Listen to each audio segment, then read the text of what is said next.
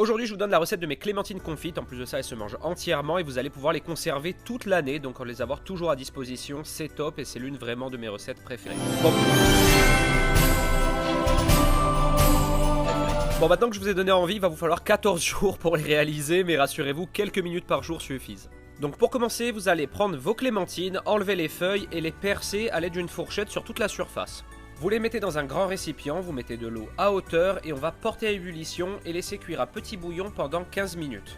Passé ces 15 minutes, vous les versez au travers d'un tamis, vous mettez un récipient en dessous pour recueillir le jus de cuisson qui va nous servir. Et ensuite c'est très simple, vous allez repeser votre jus de cuisson et pour chaque litre de jus, vous allez rajouter 500 g de sucre en poudre et 200 g de glucose. Moi ici j'avais 3 litres, j'ai donc mis 1,5 kg de sucre en poudre et 600 g de glucose.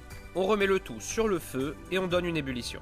Lorsque ça bout, on coupe le feu et on met dedans toutes nos clémentines. On fait en sorte qu'elles restent immergées en mettant une assiette par-dessus et ensuite on filme pour garder la chaleur à l'intérieur. On les laisse de côté pendant 2 jours et passé ces 2 jours, on va venir enlever les clémentines à l'aide d'un écumoire ou d'une petite passoire et on va rajouter 100 g de sucre, redonner une ébullition, remettre nos clémentines, les recouvrir avec une assiette, refilmer la casserole et les réserver de côté pendant 2 jours et on va reproduire cette opération pendant 14 jours. Tous les 2 jours, on reproduit exactement le même procédé, c'est-à-dire on enlève nos clémentines, on rajoute 100 g de sucre, on redonne une ébullition, on coupe le feu, on remet nos clémentines, on remet l'assiette, on remet le film, etc. Vous avez compris le concept et au bout de 14 jours, elles seront parfaitement confites. Ensuite, plusieurs choix s'offrent à vous. Ou vous souhaitez les consommer immédiatement, à ce moment-là, vous les laissez égoutter tranquillement sur une grille et vous les coupez en deux ou non d'ailleurs. Elles se mangent vraiment comme des petits bonbons et elles sont déjà prêtes à la consommation.